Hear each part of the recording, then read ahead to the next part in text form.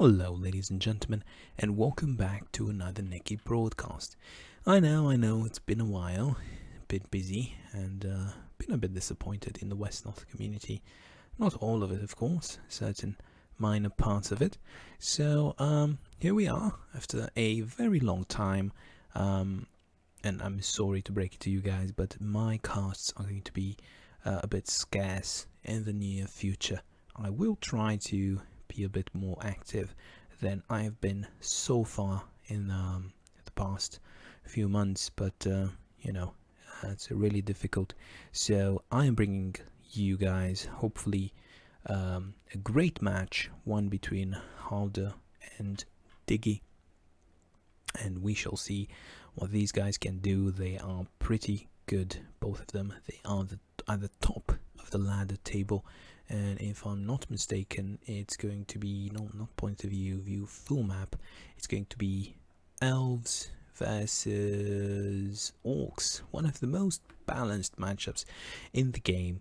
And usually this particular Elvish Ranger, let me just increase here a bit because I can't see a thing. So I've just increased the magnification just a tad bit. So you see here, this Elvish Ranger, it used to have 6 movement points, right? But it only has 5 now because these guys are playing ladder era. So there are some balances thrown there in the mix. For example, this leader would be overpowered normally, simply because it could run from side to side, dealing with the orcish attacks. However, now it's a bit more difficult for him to simply run around. There needs to be proper care in terms of leader placement, and also he can't just grab whatever villages he pleases. He is the same as any other leader in the game.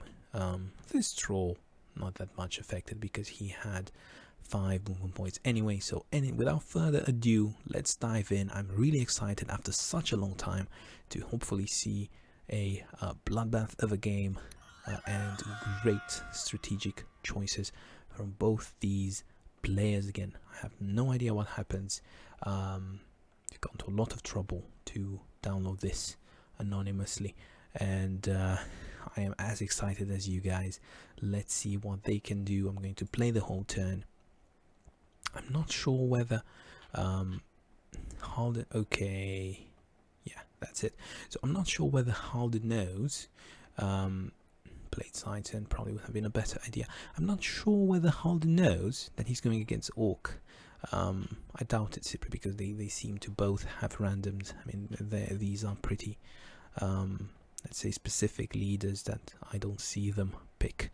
And also he went with an Elvish Archer. So for this particular reason, I don't think he knows, simply because Orc attack is so powerful the first night. You do want these Elvish fighters basically parking themselves on these villages. You basically want one village, one Elvish fighter. So the fact that he went with an Elvish Archer, which is dexterous strong, tells me he doesn't know. However, a dexterous Archer is an absolute killing machine, so not that bothered. Also, these dexterous fighters, they are quite good versus grunts, simply because they can poke them.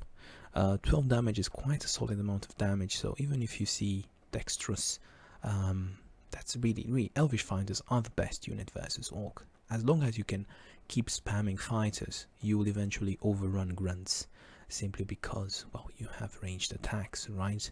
And you will be defending for the most part, and then you have all these shamans healing up your units in the background, whereas Orcs, they can just push through with brute force without really without having a lot of intelligence support. They have the assassins, but wow, they can be countered easily by those shamans.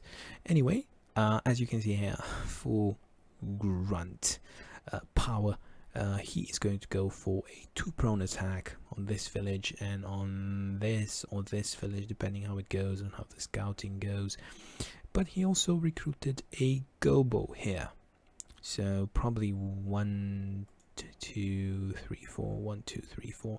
He did not go for another wolf, simply because he wanted to get that extra grunt in there. So if you look here, 12 times 6, 72 plus 18 pum pum pum, that is 90 plus Gobo, which is 8 or 9. I can't really remember 9. It's 90, 99.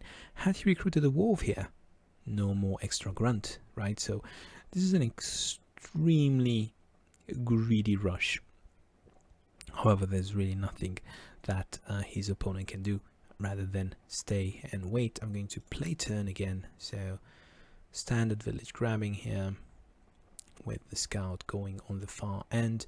It's really important to grab this village with a wolf or with a scout, simply because there can be various shenanigans that player 1 can do with a strong scout. Get this village, then it's difficult to get the scout out. For example, a griffin, 1 2 3 4 5 6 7 8 9. Yes, a fast griffin. So it's just not worth it. Just get the village immediately and then worry later about how you are going to defend it. Oh, and I'm a bit surprised here. So he's just going to use the wolf to poke around, so take advantage of the spread of villages here and try to use the wolf to just keep some pressure here. And the grunt, yeah, well, the grunt can back everything up, or the grunt can just be a defensive force.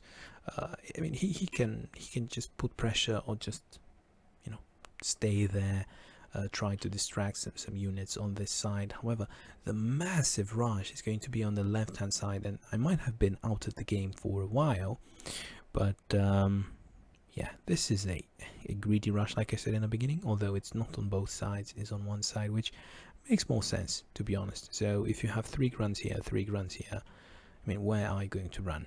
1 grunt is going to go through here. It's just that it's just not going to work. Whereas here, if you do get this village, retreat, get this village again, retreat, get this village again, retreat, you will slowly build up an advantage. So this village, I can tell you now, it's not going to hold, it's going to be overrun. So let's see if my prediction is correct. I'm going to play side turn here, so it's going to be another fighter, and I don't expect him to stop recruiting fighters anytime soon. Now, he saw the unit distribution here. I believe he did, or didn't he? 1 2 3 4 5 6 7 8. No, maybe he did not. I'm not really sure.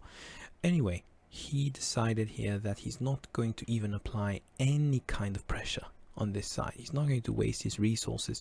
He's going to bring the wolf, 1 2 3 4 5 6 7 8, and then this wolf is going to put pressure on the village. So this is basically all eggs in one basket, and the gobo here is just for village grabbing, slow village grabbing.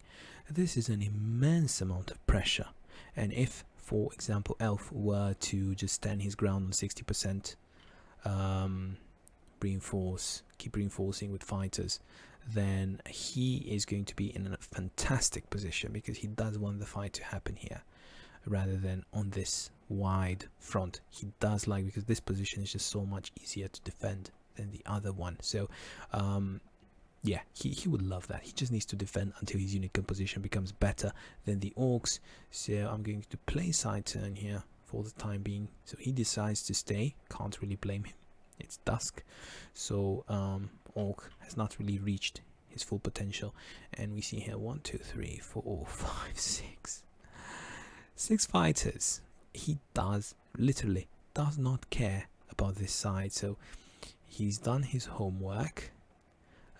He knows nothing is coming here. He can't see the wolf on the map, so he has completely abandoned this side.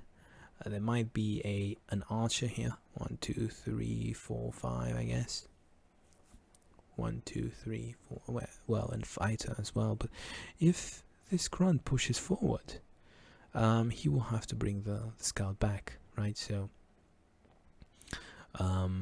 yeah, it's a lot of attention on this side. It's basically a one-sided game, and it's not the meaning that you would expect.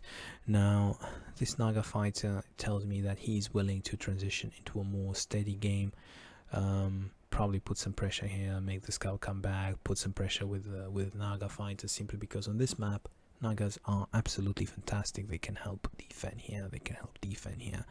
They are great units, much better than the Merman of Elf. Anyway, so he has enough gold for another grunt should he choose to. I would personally recruit an assassin, seeing this fighter here, Naga fighter here.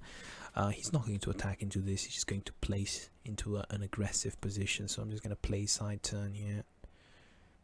So yes, there we go, an assassin. Look, he doesn't even care about positioning. He's basically saying, I'm just going to intimidate you. Not really sure if he should have been a bit more daring here. Place the unit even a bit I mean, on this terrain, whether he did not want Elf to poke him at all with his ranged attacks. I just don't see though him attacking into this. It's just too many units already, and he has ignored this side. I would have personally done a 2-prone attack, try to stretch the Elf thin. Now funneling all these units into this choke point versus a 60% Elf. Well, it could work.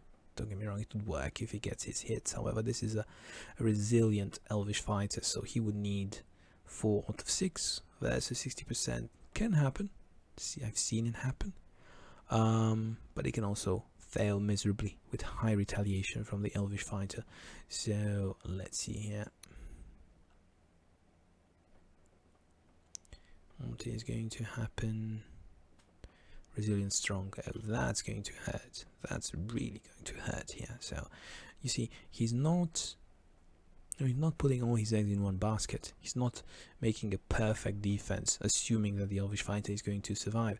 He's just putting this strong Elvish fighter here on the village, and he says, okay, you want to get this village, by all means do try.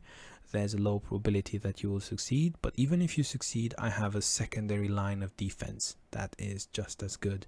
Whereas if you would have placed units, I don't know, here trying to form a line with this Elvish fighter, and then the Elvish fighter died due to bad luck, then or suddenly the position of the remaining units would have become terrible. Whereas here, even if the Elvish fighter dies, the position of the remaining units is not that bad. So will he take it? That is the question now. I'm not sure. Let's have a look. 23 gold again. I would say yet another assassin, because I don't see the shamans. So don't stop recruiting assassins until you see the shamans. So let's see here what happens. Yeah, there it is. One more assassin. And now he's again transitioning into a more balanced play. He's not even going to go for that. He's scared of the retaliation. So it's just going to be a long game, I can tell you right now, simply because I see 2 assassins, I see a redistribution of the units, a redistribution of the attention, and I see an orc that's not attacking during the first night cycle. So I'm just going to play turn here. So some poking going around, some zone of control, and I'm surprised that I mean, that was even possible, to be honest. I mean, why would Orc leave his grunt vulnerable like that? Surely he could have avoided the zone of control.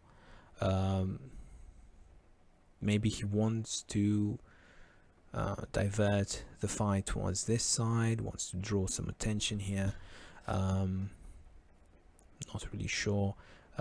Perhaps wants to draw some attention away from the Naga fighter. That could be it. All this Naga fighter is pretty much dead. Let's do a single move here. So I don't really understand this. I really don't understand this aggression, simply because Naga fighter is on 40%. Sure, it's resilient, but it will die to the leader and the archer. It's a dexterous archer as well. This Naga fighter is food. Also, this grunt is not doing much here. And the support is far away, simply because all his units are on this side. So I'm a bit surprised about Diggy's play here. He's using the wounded fighter simply because he knows the fighter is going to heal anyway, so might as well absorb some damage from the Naga fighter, because the Elvish fighter is going to be debilitated for several turns. Why not just make sure you fully utilize him before you retreat him for healing? So that just hurts watching that. 2 out of 2 versus 50%. Anyway, he's getting 2 kills here for free. Is he getting? He's getting them, yes. So he got 2 kills here for free. Sure, this village stayed in Orcs' possession for, you know, for some time, 2 turns maybe, but getting 2 kills and getting experience into the intelligent archer, that is absolutely, that's going to hurt. It's going to come back and hurt him. So I'm just going to play side turn here.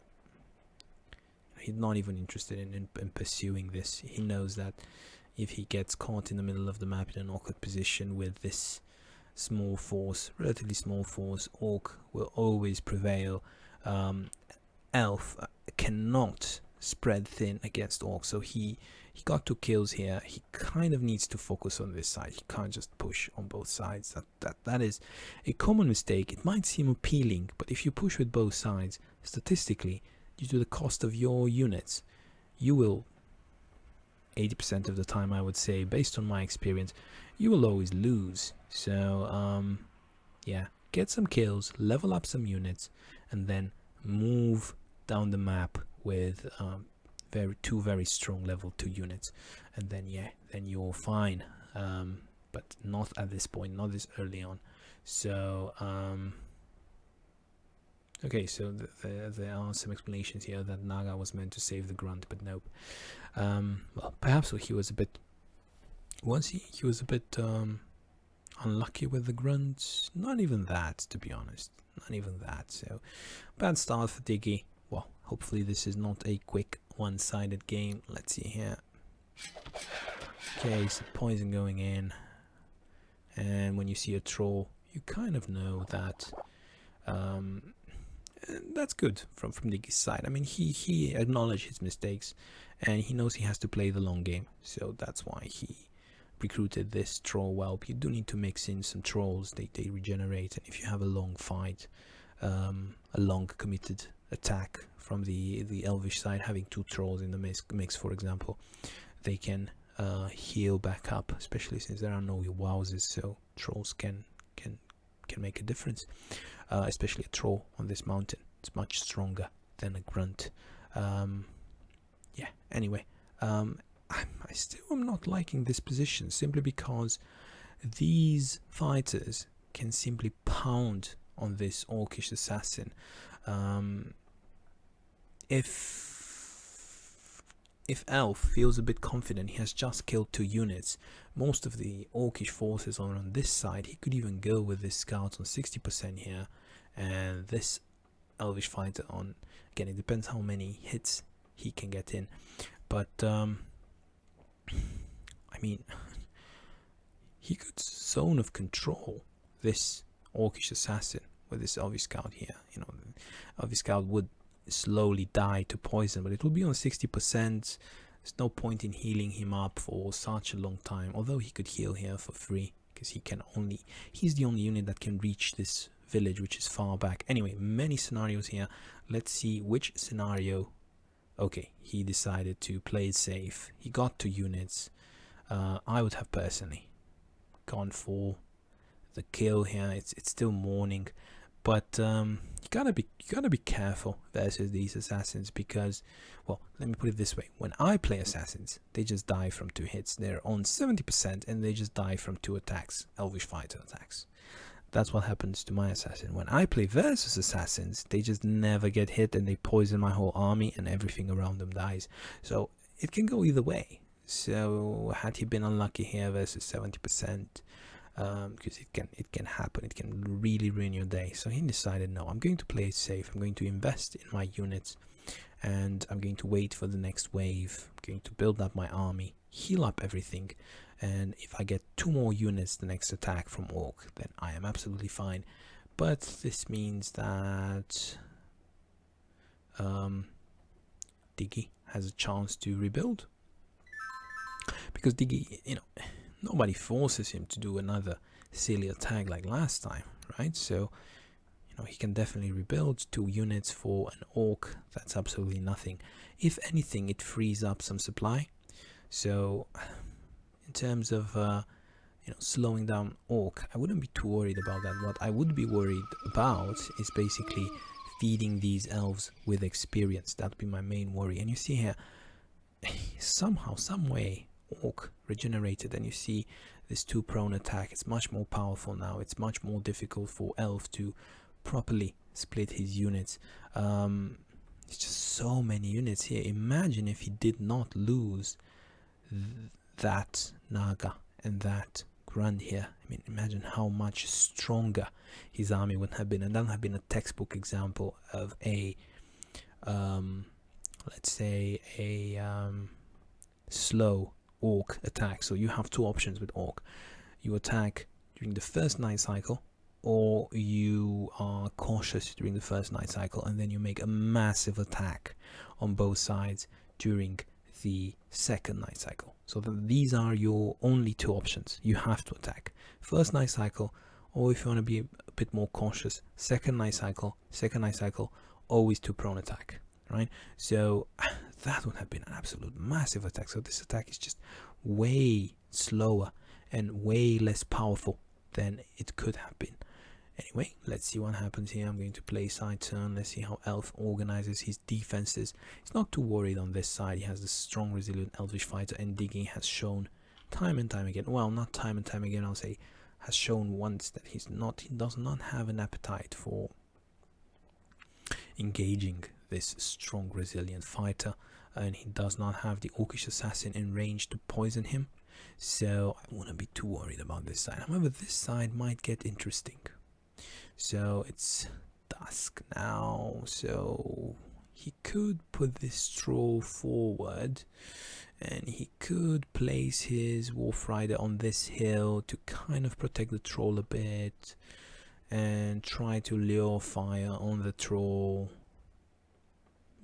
But then again, what might happen is that the leader comes in, really punishes the troll, then an Elvish fighter gets a lot of hits on the troll, and then this Elvish archer finishes off, or perhaps the Elvish archer again punishes the troll, and then this Elvish archer finishes off. There's always the risk. I mean, having a troll on 30%, even if it's tanky, it will still die relatively quickly if there is a level 2 involved. So I wouldn't say go for this archer. Not a very good idea. I would say just push your units forward here. Get perhaps this hill with the troll 50%. Occupy this forest. Put your units in a clump here so they can threaten both the left hand side and the top side, and then let Elf deal with it, right? It's a risk.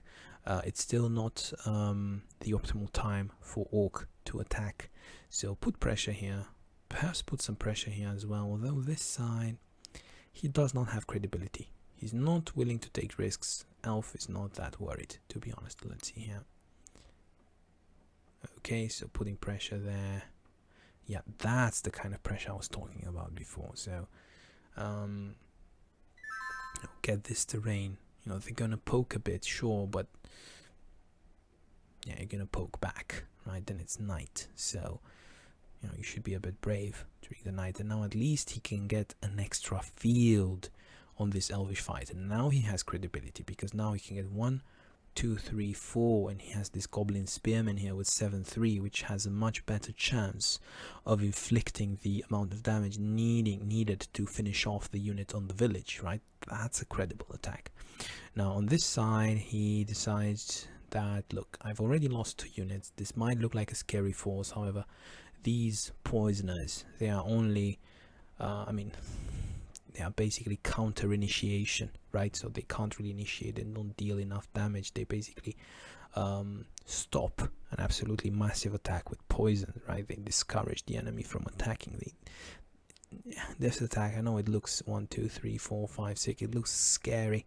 However, it doesn't have the grunt muscle needed to bully through this elf defense. Plus there is a leader here, so that is a bad idea, attacking this leader. So that's how you want to play with Orc. Don't attack on the leader side, attack on the other side, right? So considering, forgetting for a second that Diggy lost 2 units, I would say it's quite solid play this turn from Diggy. So I'm going to play side turn here. There is the poke that Diggy feared. Again, he forms a line here. Why? Because he does not want to lose the village. It is really, really important when you play elf versus orc that you don't lose the village. It's one of the few factions that can actually stand their ground, and they should stand their ground simply because this resilient, strong elvish fighter dishes a lot of retaliation damage. Now he's betting on the elvish fighter surviving. However, now he also poked a bit, so we have one weak grunt. Also, the force is not that considerable as last time, so he can bet on the fact that this particular resilient, strong elvish fighter is going to survive. And yeah, he can take some risks here with the dexterous strong. Okay, sure, he will lose the fighter. However, he might lose the fighter, right? 12 times 3, 36. The fighter is 34, so he might lose the fighter. However, the fighter will again dish out hopefully a lot of retaliation damage, and then this particular unit will be vulnerable, while this unit will probably be unscathed. So yeah, let's see here how. Okay, this I don't quite understand. This, nothing will happen here. So basically he's placed these units here to go either way, but I can tell you Orc is not going to do absolutely anything here. There's no credibility. This attack, I can tell you, has no credibility whatsoever. Here, however, things might get interesting. Will he take it? Will he take the risk? Will he go for this unit? Will he go for the... he can go for this unit. He can poke it. He can kill it, perhaps. But then, how does he retreat? Again, seeing how Diggy has played and seeing that there's archers coming to clean up afterwards. And considering that he already lost 2 units, I personally wouldn't push into this. 1, 2, 3, 4, 5, 6, 7. 1, 2, 3, 4, 5, 6, 7, but it's 0.5, not 1. So I personally want to push into this, especially since one grunt is dying. So let's see here, single move. Will he do it? Will he do it? Will he do it? Will he poke on the left hand side? No, he won't. He just retreats, and this is when Elf starts having the advantage. And it's normal. Diggy lost 2 units for free. Then there were some 2 prone attacks, but Halder split his units well. This amount of elvish fighters followed up by these archers. Not going to end up well. There's absolutely no credibility, especially with the leader here. Sure, if Elf attacks into this, maybe. Actually, Elf could attack into that. Elf could slow the troll. So if Orc stays here for second watch as well, then Elf can slow the troll down and then kill it, and then gain some more experience. Yeah, but remains to be seen here what happens. Okay, he's going to retreat. So I'm just going to play side turn because it's a full-on retreat. And yeah, good defense, but you lost 2 units, mate. You could have plowed through at this point. Anyway, I'm just going to play... Let's see what... Okay, just some minor poking here. See, this ranged poking is what Elf is best at. Really, Orc cannot fight back now because it's second watch. That will be purely suicidal. You can see Elvish units are also on 40%, but now 1, 2, 3 grunts are healed. And if Diggy didn't take chances before, he again he won't take chances now. I can tell you, he won't take any chance. He will just retreat. However, there's a question of how much you can retreat, because there's no way where to put this grunt. So perhaps go on 50% suicide on this Elvish fighter and hope for the best. Maybe get 2 out of 2, follow up with another dying Orcish grunt, do some exchanges, then take this assassin here on 70%, poison one of these fighters, try to slow down this attack. or perhaps retreat, yeah, and then use the troll to block. That could also work, right? But there are archers coming here, and then just archers plowing to those troll whelps. That's exactly how you should play. Passive aggressive, basically. You are there with a lot of in your 60% terrain, with a lot of potential for dealing high retaliation damage in melee, and then when you attack, you basically deal a lot of, decent amounts of range damage without getting any damage back. And now it's like, oh, I'm gonna attack these healthy elves, they're gonna do tons of retail. It's almost psychological. You don't want to go with these yellow or red grunts into these elves. So let's give him a chance here. Let's see if he does anything interesting or if he retreats.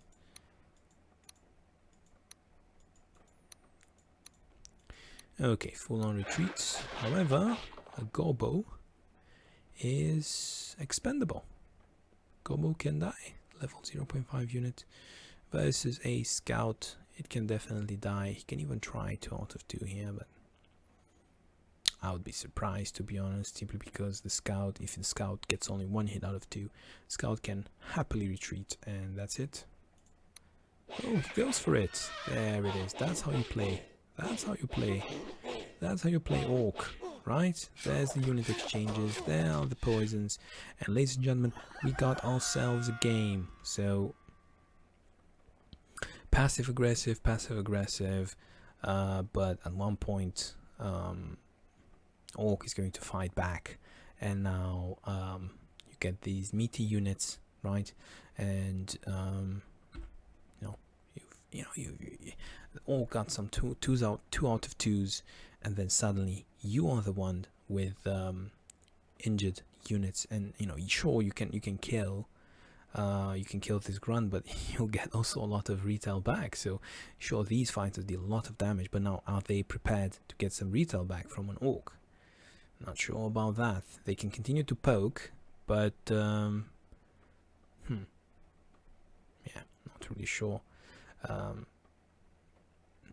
It's dawn, but still 1 2 3 4 5 versus 1 2 3 4 5 6 7 8. Balance has shifted already, simply because this was only because Orc got some 2 out of 2s in. You have to take those risks. So if this particular grunt didn't hit 2 out of 2, and this particular grunt didn't hit 2 out of 2, oh yeah, this one I think hit 2 out of 2, the situation would have been completely different. There would have been 1 2 3 elvish units here alive instead of 1. So you have to take those risks sometimes. Do you take those risks versus 60% here? No. You take those risks versus 40% here? Yes. So, to be honest, that was his only chance. Well, game can play out in different ways, but realistically, to try to keep things equal, I would say that was the most sensible play, right? You do need to man up at one point with Orc, and if you can man up versus 40% at second watch, do it, right? It was a gamble from Elf. If again these 2 units had survived, it would have been game over. But since they died, 2 out of 2s happened. We are back in the game, so I'm now actually excited to see how this plays out. 2 units dead here, some exchanges. He places his strong intelligent archer on 40%, and yeah, that's not too bad for Orc. 2 for 2, especially considering the scout is dead, which is quite an expensive unit. It's not that bad. So he can choose to poison here again, and then place his troll on 40%. This is what I would do. I would go here, poison. Yeah, definitely go here, poison. Then this troll, depending on how he wants to play it, more aggressively or more conservatively. This troll perhaps on 30% here, and then this grunt on 50% here. Go for the archer. Even possibly the spearman as well. go for the archer. Hopefully he will get hit 2 out of 2 by the archer, and then basically there's a chance to kill this archer. Or the goblin spearman suiciding on a fighter, just get some more damage in. For example, on this fighter here.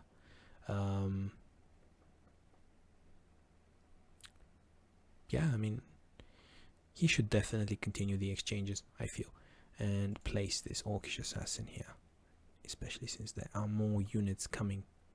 And this is a quick assassin, which would make things very interesting. Go forward with the exchange, I would say. Proceed with the exchange. Let's see here what he chooses to do. Definitely, this is another tasty merman. However, if he focuses on the merman, there will be less killings happening here.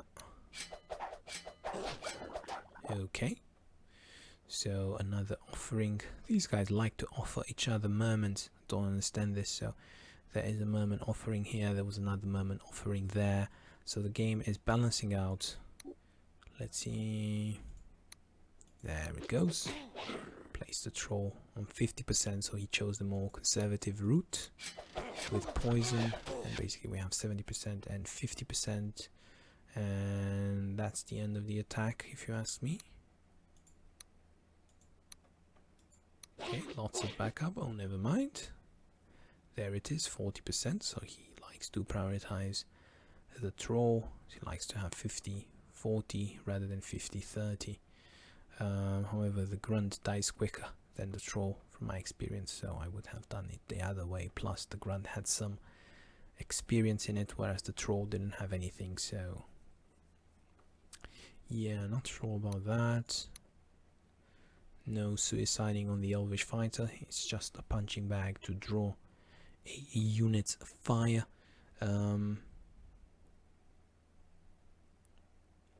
Decent support, I would say, and a lot of wounded elvish units. If he proceeds with the exchanges, he would have an extremely weak side for the next night, so I'm not sure he'll proceed. I think he will just fall back. Problem is, he doesn't have a shaman on this side. He needed one more shaman before doing this with an assassin around. You see the assassin can build up this poison damage, and it's extremely annoying, extremely difficult to heal. Don't particularly agree with this. Archer, not sure what the stats of archers are in this era. Again, completely abandoning this side. Can't really blame him. Simply because things have become interesting on the left hand side, and now he should definitely fall back. There's no reason to keep going there. Let's see, I'm just going to play side turn because I think he'll definitely fall back. Yeah, and all these units here poisoned. Oh god, it's just going to be a massacre. Great, so it seems Orc has played this relatively well. He needs to heal up as well, but so okay, seems this one is going to get away with 1 hit point, but still it got away. Guess it's no point in over investing here in this merman hunter. I mean, 1 hit point merman hunter taking up a village, you know, taking up supply, it's not going to do a lot in terms of defense ever. So yeah, anyway, it's going to be extremely interesting, guys, because now we have 4-2, and I am really excited about the next evening, next dusk, next night cycle, and what is going to happen then. Let's see here. Afternoon, so now he should take a, I'm not sure whether he should take an aggressive position here. Perhaps something more conservative, because he has a lot of units coming, so it's your attack is as fast as your slowest unit, so he should place the slower units very aggressive and then the other units a bit around them. No, nothing too out of the ordinary. I would say, you know, leave some grass here. So if elf wants to attack, sure, but make sure all the attacking elvish units will end up on grass, right? So this is how I would place my units. So let's see here.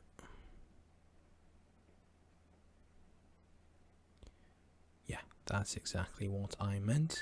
Because if the elves attack here, they would be on grass, right? So all the reinforcing units, they pushed forward as much as they could, and now we are going to have a sizable force. However, they are going to funnel in this choke point, and I'm not sure whether this attack would be very successful, although we have a lot of wounded elvish units basically taking up a lot of villages. Not sure whether Orc has enough to push through. He should poison this dexterous, resilient elvish fighter. I know you could say, oh, but the elvish shaman is going to cancel the effect of the poison. Sure, but it's dusk. It's the perfect time to poison, so he should do it. This troll whelp, again, depending on how he wants to play it, he could even attack with it from here, I would say. He could even poison the... Is there a strong resilient one? Or it died? Because if it died, it's really big. Anyway, he can poison this one. He can poison this one. And then he can flank the assassin with a gobble here. And push the troll well. Push a lot of muscle here. He should definitely poison these two fighters. That's how I would play it. So let's see here. How is he going to play it? There's the attack. 2 out of 2. That's quite nice. Definitely poison now. Okay. Sorry. That is just hilarious. Just the poison had the highest probability to hit, but it doesn't. Whereas the troll whelp hits 2 out of 2, which is, yeah, it's Wesnoth.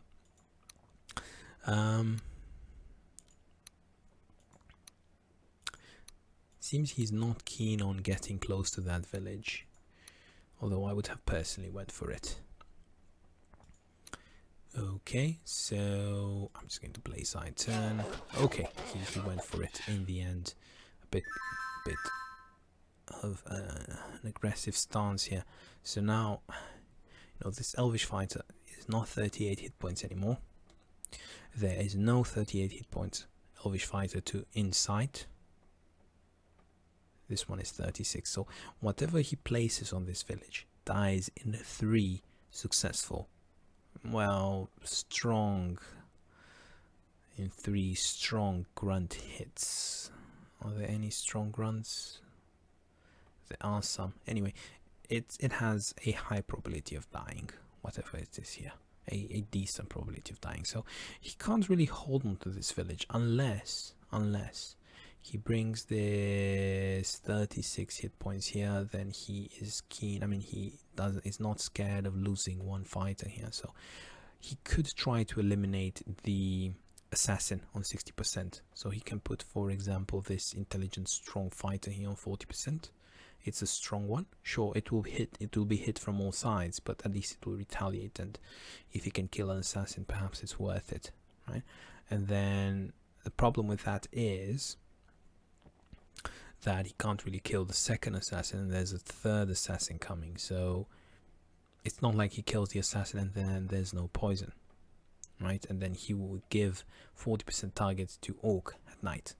Plus, look at this: 1, 2, 3, 4, 5, 6, 7, 8, 9, 10, 11, 12, 13 versus 1, 2, 3, 4, 5, 6, 7, 8, 9, 10, 11, 12, 13, 14. Well, 1, 2, 3, 4, 5, 6, 7, 8, 9, 10, 11, 12, 13. Okay, you could argue that these are balanced. They are not, because there are a lot of wounded elves here, and elves are quite frail. For example, these 3 archers, they can't do anything. I mean, they can't do much in defense. They are very good in offense. So based on how this game has gone so far, and based on how I know halder, he might choose to take a defensive stance here and abandon this village, because he can't hold on to it. Although there's the question of this particular elvish fighter here. What does it do? Maybe go on 60%, 60%, try to defend this clump of villages. Let's see. Okay, never mind. He goes for it. He goes for the defense. He doesn't go for the assassin though, simply because the assassin would retaliate with melee. And he takes a bit of a gamble here. So basically he is gambling on this Elvish fighter surviving. The reason he's taking this gamble is because there are no... So there is only one... Where is it? Okay, there is only one quick strong grunt, so... If this grunt hits 2 out of 2, which is very unlikely, one more hit will not kill this Elvish fighter, or if this grunt hits 1 out of 2, which is more likely. So he feels confident that this one won't die. But remember, there is the Kobo here, which does 7-3, which is quite high damage.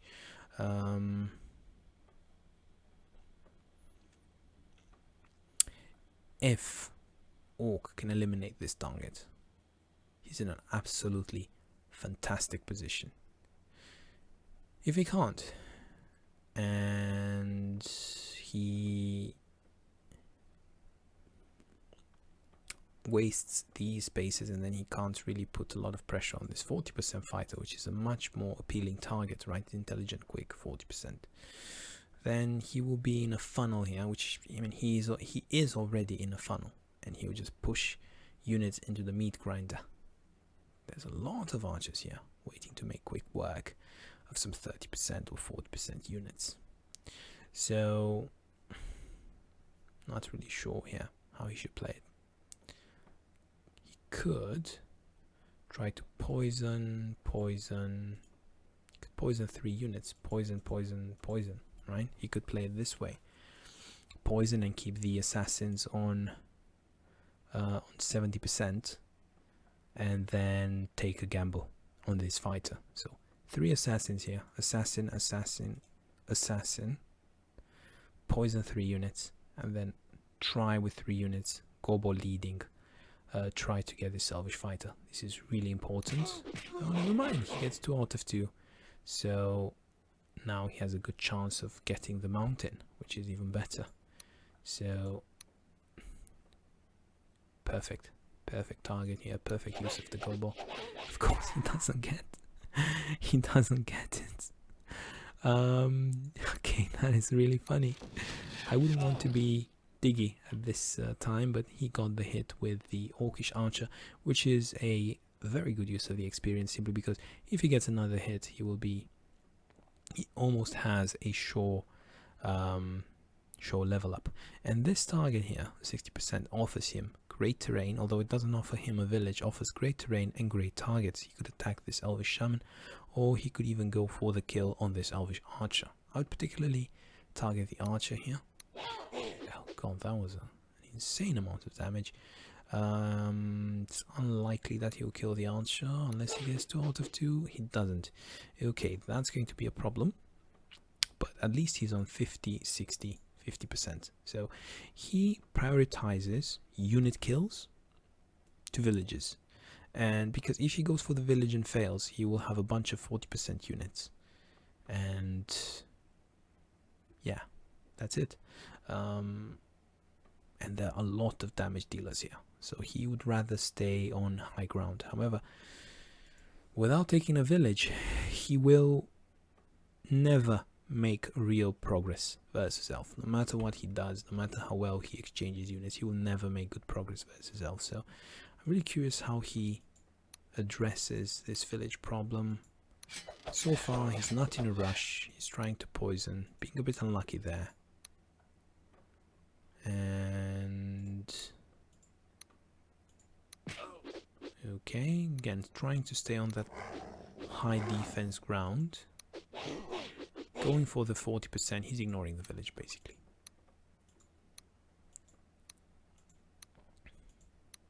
and trying to protect his assassins, and I don't blame him for that. Okay, but this would be a problem. This is a dead unit here. This 60% is great for attacking, however, it might get lucky.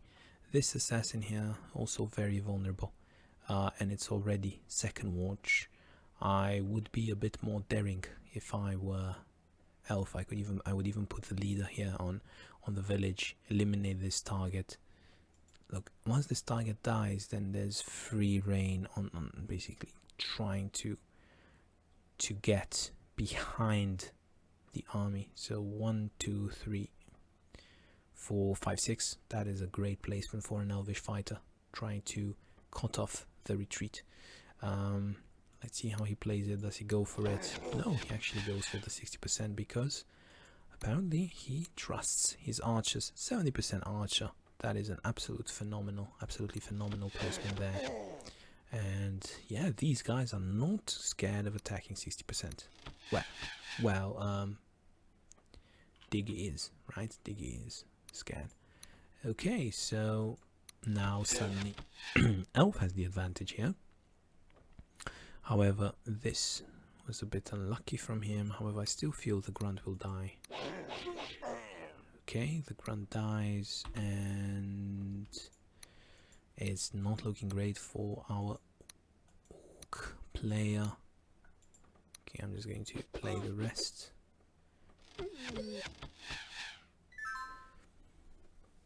Okay, now this particular elvish fighter got some retaliation in, so he's now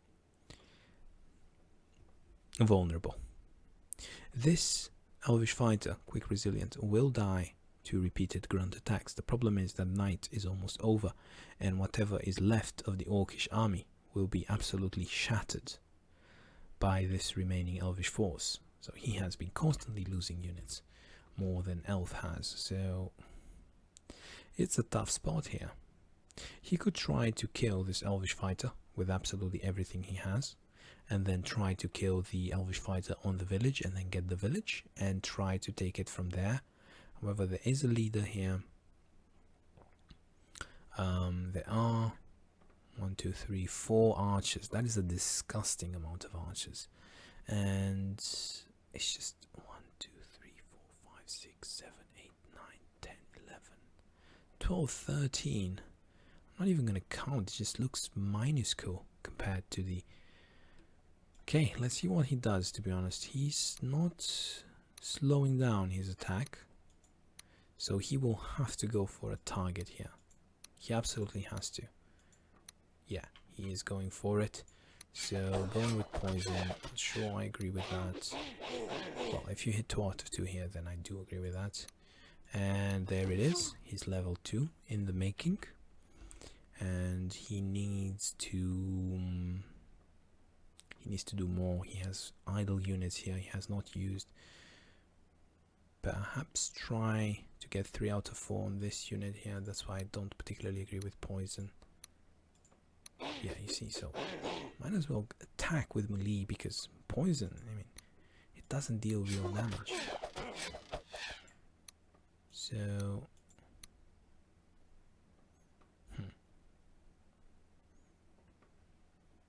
not really sure how I feel about that. So if he is exposing his assassins, 16, okay, dies in 2 hits from a strong fighter. I guess it's okay to pull it back, and I guess there aren't many targets to poison anyway, so I guess 2 assassins are enough, at least for the time being. Okay, decent exchanges, and trying to stay as much as possible on high defense ground, nothing too crazy, and trying to get a level 2 of its own, simply because there are a lot of elvish units with high experience. So let's see how Elf plays back. Okay, I would go full force, attack absolutely everything I can see, even push this. Yeah, pushing this here, not so sure, because if he loses this, he loses a lot of experience. However, slow this troll down, or even slow this grunt, depends on how he wants to play it.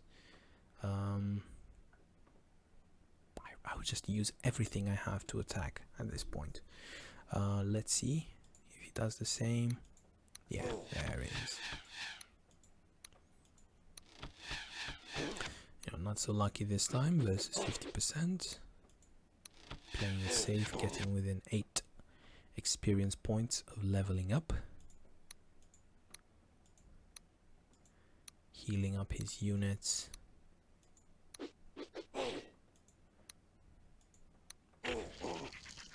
Okay, slowing units down. He can't really retreat and save everybody. He will have to make some choices. And this one, I would even say here, very aggressive to try to cut off the retreat. Or like that, not a problem. Heal up. There's no way Orc is pushing into that. Orc has to retreat. Okay, I'm just going to play side's turn here. So guess picking up some stray units on 40%, pushing trolls forward. Okay, and pulling back behind those trolls.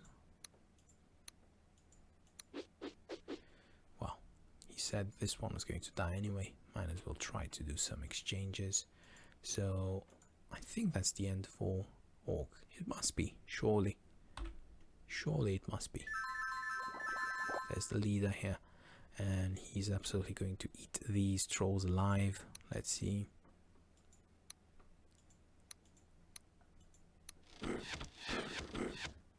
That's one dead troll if I've seen one. Okay, using his archers first, trying to dish out as much damage as possible. Marksman. Oh, that must hurt. That must hurt. He had the right idea there.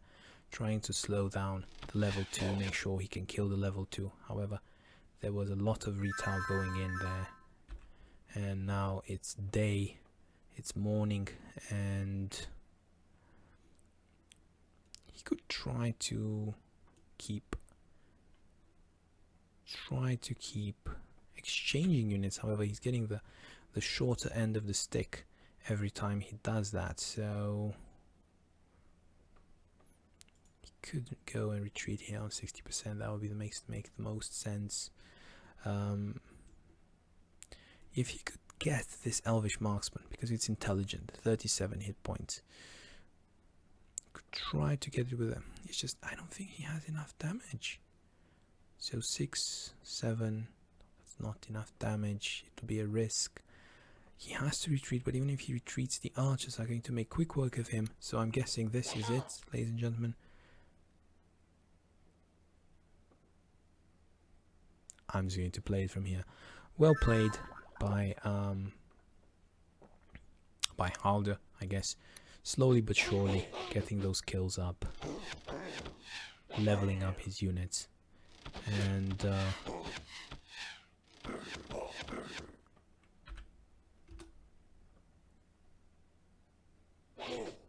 making sure he stayed alive during the first and second cycles, catching some stray units here. An absolute present from Diggy.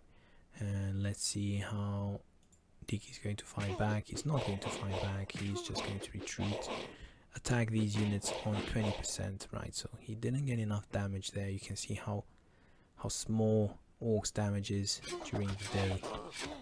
Poison might be his only, his saving grace now. However, Elf has to be careful. He got some kills, however he must not underestimate the potential of Orc to regenerate. So these 3 trolls here, he hasn't killed any troll yet to my knowledge, so these 3 trolls, they regenerate.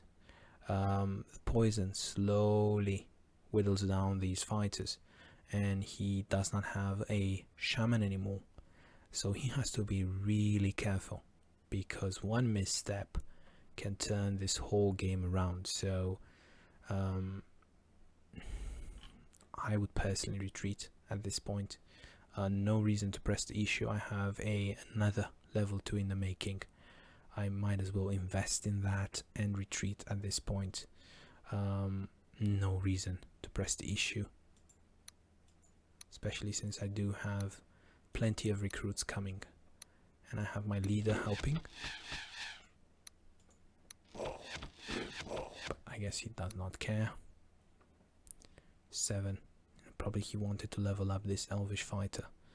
He can still do it if he uses this Elvish fighter here first. Oh, that was unlucky, and this might be a turnaround, perhaps? Okay, so he needs 2 out of 2 here with this Elvish fighter. And there he is. He gets it. And I think that's just too many level 2s to deal with. Let's see.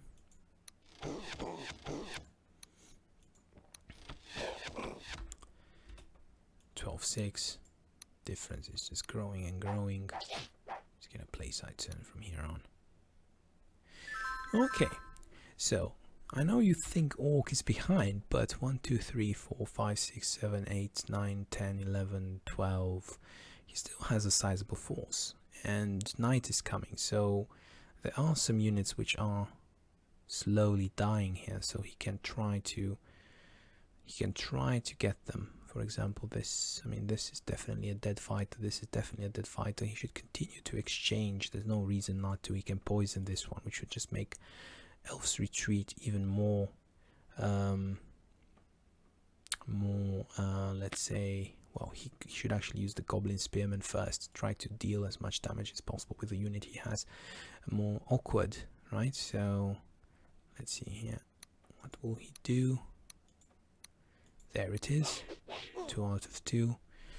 Good one for him. Now the next move is try to kill the Elvish fighter and try to put some more damage into the marksman. It would be absolutely fantastic if he could kill the Elvish fighter in 1 hit, 2 out of 2, and then he would have 2 slots on the Elvish marksman. So that would be fantastic if he gets it. He doesn't get it, and he also got a lot of damage. So now this Elvish marksman will live to see another day. Let's see how he plays this. Definitely this one should be poisoned. 13. Although poisoning him would get him very close to leveling up, so he has to be careful about that aspect. But I'm guessing,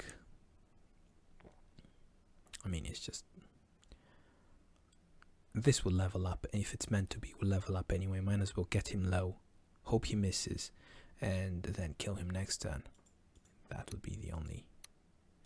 Oh, never mind. He goes for the sure target, which is never sure with Diggy's assassins. So Diggy's assassins can poison. That is a Diggy assassin.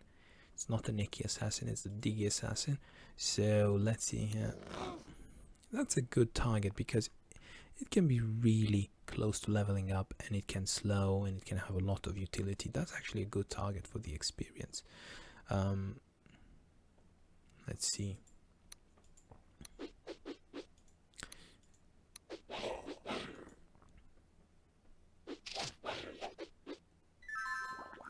Okay, so this turns out to be quite an epic long game, ladies and gentlemen, with a lot of exchanges here. 12-9, somehow, some way Diggy stays in the game.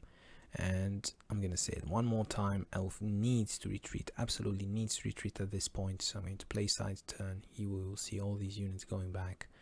I guess he pushed one more turn. Why? Because he wanted that extra level 3.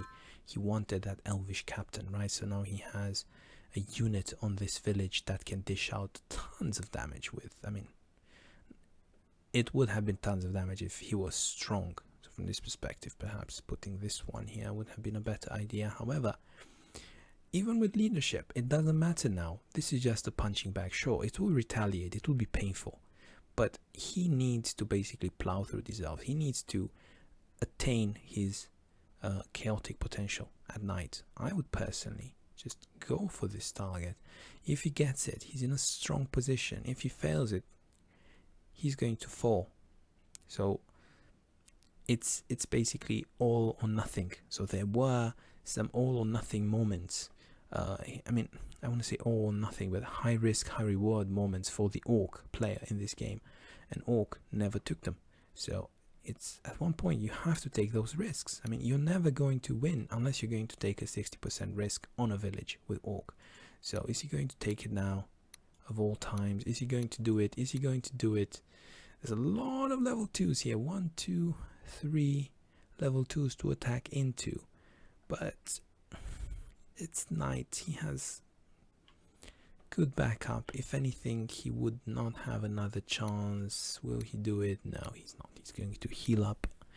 He's going to lick his wounds, attack another day. And yeah, maybe for the best, because he did have quite a lot of injured units. His level 2 could not help in that fight. And attacking into 3 level 2s, never a good idea. So the Orcs power phase is already gone. It's long gone. Now Elf has a better unit composition, but this comes at a cost. This comes at a supply cost, right? Because now with these 3 level 2s, they are very expensive in terms of supply cost, whereas Orc can recruit these gobos. So I would like to see Orc just recruit gobos and put fake pressure on Elf, because this is the only way he's coming back into the game. Assassins and gobos, right? So we will see if this is the way the game is going to go. He has no chance plowing through these level 2s unless he plays the long supply game with level 0s. So let's see here what Elf chooses to do. 10 income, that's quite a healthy amount of income yet, so he's not supply starved by all means. However, Orc has 11 income, so not as good as I expected. Still, he can keep recruiting gobos and he can keep this 1 supply gold advantage. And as you can see, he shouldn't be recruiting now. He should be banking his money. So, ladies and gentlemen, we got ourselves a supply game, which is absolutely fantastic for you, I guess, but absolutely incredibly boring for me to cast. So I'm just going to play turn here. It's going to be dawn soon. As you can see, he's not recruiting at all. This is turning out to be an absolutely epic game. I personally don't like these banking, camping strategies, but they are part of the game. There is a movement in terms of recruitment from our Orc player. He is planning a 2 prone attack, which he should have been doing this long time ago. All this, these level 2s cannot be on 2 sides. He has to pick a side. They are best working together. He has to pick a side, so he won't be able to. He will be overrun, if he tries to defend both sides. Whereas Orc can swarm on both sides, not a problem for it. Let's see here. He's not attacking into that. He needs to heal up his units. Both players have some injuries to treat at home. So plus Orc is in no particular rush, simply because he is trying to set up his units for a true prone attack at night. Now halder, he has been banking and he has done well, but he needs to recruit now. He needs to recruit on this side, so I would see 3 units recruited on this side. This is what I would do. Okay, 2 units plus 1 unit here, so 3 recruits, just not all on that side. And here come the Orcs, healed up, only 1 level 2, but that should be a sizable force to put some pressure here. And that should be an annoying force to deal with in terms of infiltrating. And 1, 2, 3, 4, 5, 6, 7 versus 1, 2, 3, 4, 5, 8 versus 5. So yeah, that would be a problem. Problem that Elf needs to address, recruiting more units on that side. Already 6, and you see Orc still on 7 income. So Orc still doing a bit better in terms of supply. He forced some recruits here. What will he do? This is a resilient, intelligent fighter. It is also strong because of the Elvish captain. He can try here to poison, but I would personally just move my units forward, make sure that I even have here, so I could go either way. I could go inside if I wanted to on this fighter, try to put some pressure, not attack, but place my units here, try to force a fight at night. Let's see how he places his units. A bit too shy, if you ask me. But I guess he fears those level 2s and he wants to give this side a go. Very nice here on this side, taking advantage of this lone Elvish fighter. So that's why he didn't press too much on this side, because he has a great position here. This is a resilient grunt. So it all comes down, can Elf kill this grunt? 1, 2, 3, 4, 5. You see, that's the problem with this leader. He can't really move too freely. So can he kill that grunt or not? Will he do it, ladies and gentlemen? It will be such an epic fight. I have a feeling that the game will be played right here, right now. Can he kill the grunt? 4 out of 4. It's looking extremely well for Halder at this moment. And that is just must be a very, very disappointing sight for Diggy. He was the aggressive one. He needed a bit of luck, I feel. It's a bit unfair here.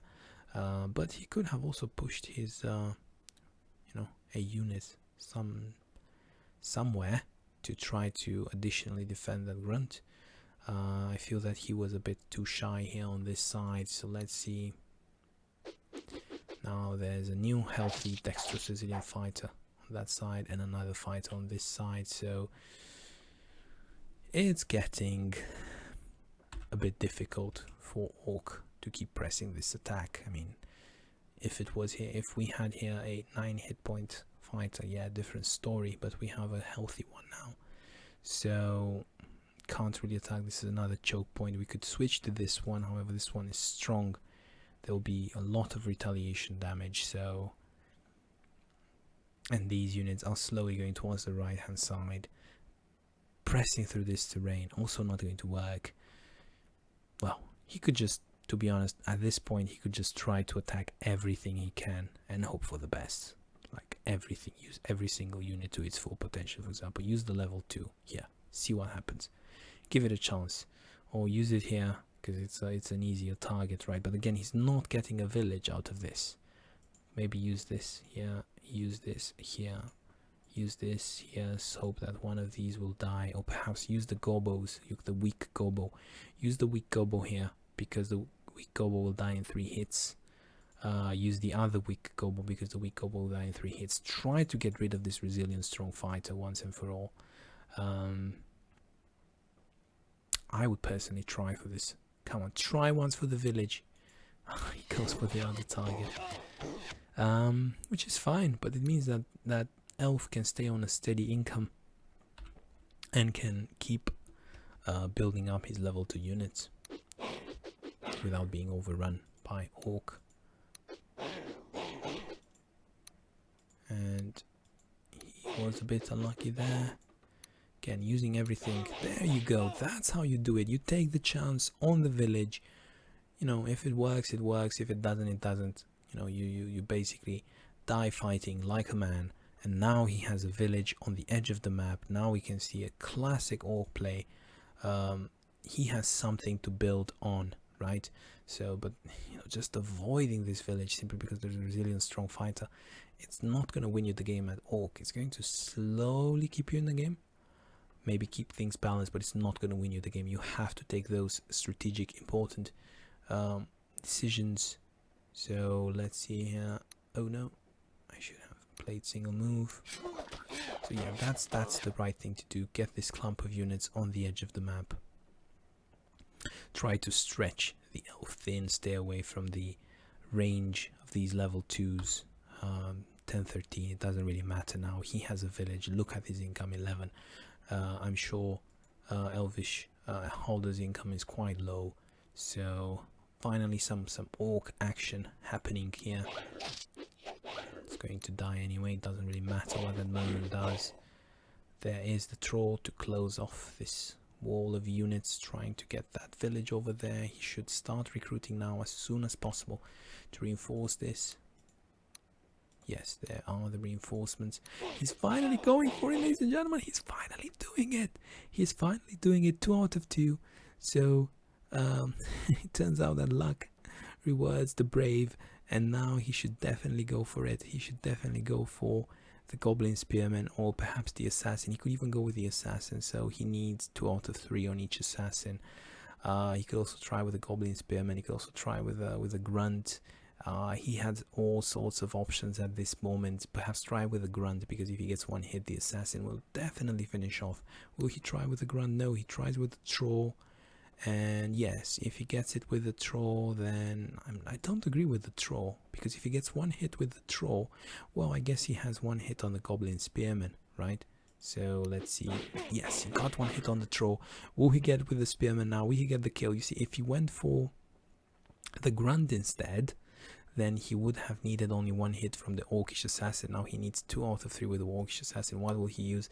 He uses the gobble. Needs 1 out of 3 on the gobble. Will the gobble get it? Will the gobble get it? Will the gobble? Yeah, the gobble got it. Unbelievable. Finally taking some risks here with orc.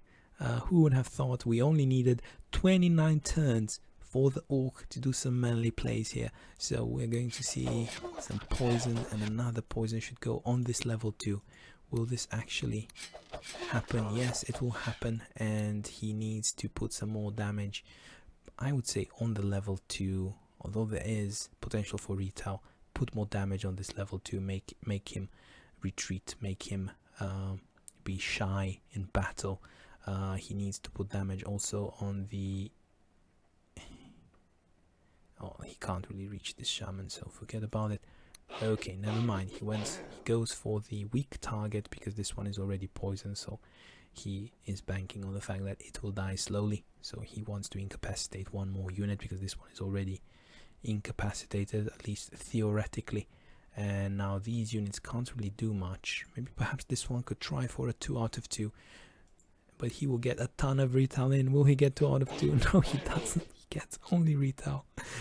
RNG is all over the place, and we are going to see an absolutely fantastic final turns, hopefully. I mean, I don't know. Maybe it will be final, maybe it will be not. But it does seem that Elf is up against the wall. 13-11. Its advantage in terms of units has gone down significantly. And I'm not sure if he can keep fighting this orc swarm. He has so many villages lost, so let's see here if he can fight this. So he's going to try to level up this unit, perhaps make a hero, but he has to be really careful how he manages the experience. So he is going for the attack. However, this means that he will fight on 40%.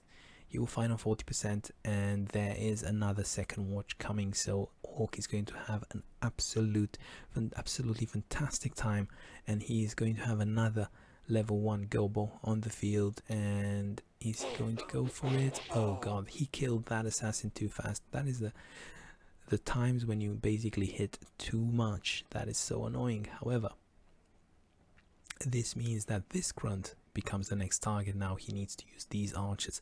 He needs to lead them into battle. He needs to deal a lot of damage, and he needs to use this elvish fighter to finish off the grunt. Will that happen for him? So he puts the archer on 60%. Not the best use of the archer there. However, he wants to retail on this orcish crossbowman, and he's going for the water grunt. I'm not really sure there. 6-4. He can't really reach the water grunt. I'm not really sure with this choice. I would have personally gone here and hit this grunt. I wouldn't have gone for the water grunt. Perhaps, okay, strong. That makes sense. He needs two hits there on the water grunt. Will he get them? He got them. He just wants to kill as many orcs as possible. However, this means that he can't really level up this unit yet. He will have to wait another day for that. Or will he? He's going for the 50% grunt. Will he get 3 out of 4? That would be the optimal amount of hits. 3 out of 4. 3 out of 4. He absolutely got them. This elvish archer is absolutely food at this point. He will die 100%. However, he made this move so he can level up his elvish fighter. I have personally gone here with the elvish archer. So I can level up this unit from here and have the elvish hero here. However, he prefers to keep the elvish hero safe and feed the elvish archer. Will he get the kills here with the Elvish Archer? This is really important. He needs 1 out of 3, or he can go from 5 out of 4, but he might die in result. I'm guessing 1 out of 3. 1 out of 3 versus 50%. Will he get it? He got it, and he's getting an Elvish hero, and 5 units ahead. It's looking doable for the Elvish Archer. He absolutely needs to close here with the Elvish Fighter, or perhaps place the Elvish Shaman on 70% and slow down this draw, and then put this Elvish Fighter on 50% here. And I'm not really sure, perhaps use this Elvish Fighter here and use the hero here to use ranged. He must use the Elvish Captain to fight. He has no other options at this moment. He needs to use absolutely all his units, even put the 50% fighter here and try to range some of the grunts. He has already units on 50%. He's already vulnerable. He needs to use absolutely every single unit in his arsenal if he is to survive. Slowing down the ground there. I would have personally slowed down from 70%, but that's just me. He needs a unit here on 60%. He absolutely needs it. He could also put this Elvish Fighter here and then the Captain on 60%. Let's see. Yeah, that's what he's doing there. Unlucky, I guess. And then the Elvish Fighter either here on go healing, depends on how okay, go healing, but then this archer is going to be exposed to a lot of attacks. However, this is the least of his problems because he has a 40% archer here, he has a 20% archer there, he has a 40% dying Elvish Fighter there, so there are just too many targets on the map. This 60% archer is actually in a great position considering all the others. Now, there is the problem of this village here. He won't be able to plow through it. He should just kill units, get experience, try to get a level 2, try to outpower his opponent later on with those level 2s. And okay, he's gonna put the experience into this archer who is slowly building towards a level 2. And okay, that's the power of this level 2 here. However, this level 2 is exposed from 3 sides. That is a very, very bad move. He absolutely needs the merman here to defend as cannon fodder. Even with the merman there, it's still very, very, very risky. I'm not sure about that move there. I guess he has to take risks. No, you need to defend this level 2. You absolutely must. He is probably taking that risks, banking on the 60% working, but that is a very expensive level 2 that has a lot of potential to deal damage, and he gets a village in return. He prefers to get the village. However, remember, Orc has 2 villages and all these units here. I mean, this troll can make quick work of a merman. This troll hits like a truck, so I'm not really sure. I don't agree with this. He should have defended his level 2 here, the Elvish Marksman. Is this going to come and bite him in the neck? Let's see, it's going to work or not. Okay, he's going to try to get this. He needs 2 out of 3 versus 50%. He goes for this unit because it's in the... It's basically the front vertex of this triangle formation, and now he needs to kill this Elvish Archer next, which is a very good opening up for attacking this Elvish Archer. 2 out of 2, and now definitely this goblin will, will this goblin level up? Will it level up so it can die? It can miss once and die from retail, or it can get the first hit in. Will it level up? Will it level up? Will it level up? Will it level up? Level up. Oh my god, things are looking absolutely fantastic for our Orc player here. So suddenly we have a very strong army. This is food as well. This Elvish Fighter is food, perhaps dead to another gobble, or he might even choose to ignore this Elvish Fighter, try to get this Elvish Fighter instead because he has 3 slots on it, and then once this slot is free, then he can just use that slot to kill the second Elvish Fighter. So it depends on how he wants to play it. He's going for the Archer instead because the Archer is a damage dealer. Guess that makes sense, but he does not have a lot of area on this 60%. I would have personally gone for the Fighter. You see, he does not have another unit to finish off this Archer. So yeah, it's a zone of controlled, yes. But, you know, this Elvish Fighter would have died to the Gobble quite easily from 60%. let's see what he chooses there. He didn't get 2 out of 2, so that complicates matters. That's why he needed the gobble here versus 40%. 3 attacks versus 40% are much better than 2 attacks versus 40%. So now he's going to struggle a bit to kill this Elvish fighter. He might have to ignore it. He might have to kill this one instead. Yes, so that's what he does. He kills the other one instead. He could have gotten 2 Elvish fighters from this fight. He's going to poison the shaman, and this one is not going to do anything at all. It's a bit of an awkward spot for this assassin. However, he did push through enough, I feel, on this side. Elf cannot continue to fight. He has a blocked Elvish archer. His units are fighting on 40% versus high defense or 40% orcs. Orc is always going to have the advantage, so even if second watch is coming, Orc is going to be absolutely fine. However, Orc also has a second village and he's able to reinforce, whereas Elvish Ranger is forced to fight rather than recruit, and this is going to be nasty.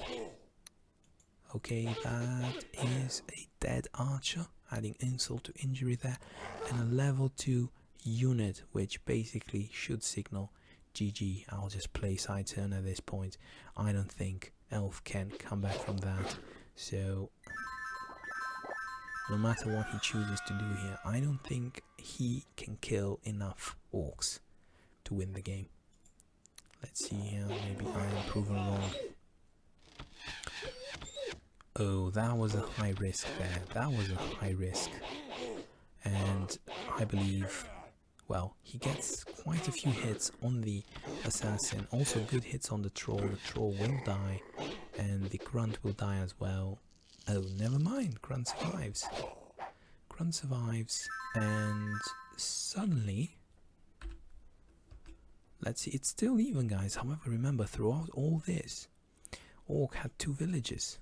Right, so Orc is able to reinforce faster than Elf, right? So I guess this one should have been dead. I guess Elf was a bit unlucky here. However, look, he has injured units which will absolutely be shattered here. There's no question about that. So 1 attack there. Okay, that was good for Elf. He needs to absolutely finish this archer. This archer deals too much damage. 2 archers dead means 2 damage dealers dead. All these units, sure, they can attack, but they will get a lot of retail in. I'm not sure about this particular Orcish crossbowman. Perhaps use it on the shaman and try to finish off the shaman with this Orcish grunt. I wouldn't go on 50% and attack this Elvish hero simply because it will be food. It will become food. The Orcish crossbowman will become food. I would go a bit more conservative with the Orcish crossbowman. Let's see what it does. Well, never mind. No need. Not even. There's not even a need for the Orcish crossbowman there. So 4, 1, 2, 3, 4 versus 1, 2, 3, 4, 5, 6. But these are almost dead. So it's still even. However, there is no clear path to regain this village. It's a 60% grunt. The archers are dead, so I'm not really sure there. Okay, goes on 50%. However, this is risky. This means that this crossbowman is absolutely food. He's going to level up this Elvish fighter here as well. So this Elvish fighter is going to be 16 plus 16. That was a mistake in my opinion. He should have just retreated with the Orcish crossbowman. There was no way he would have killed this Elvish hero. So it was a gamble, to be honest. This might just give Elf hope, because he will have 3 level units fighting versus nothing on this side. So let's see, this game is just back and forth at this point. However, on this side, if he can manage to kill this level 2 unit, then he is in an absolutely fantastic position. He should try to suicide this grunt even to make sure he kills the level 2 unit, but I'm scared simply because it's dawn. He might. Okay, he got 2 out of 2. He got 2 out of 2. He's in a great position to finish off that level 2. Now, again, he is sacrificing the grunt there. Not even sacrificing getting the kill. Okay, so a bit of luck on this side, I guess, seals the deal. Yes, halder has surrendered. Oh my god, I expected halder to win, seeing how this game has started. So it's an absolutely fantastic surprise.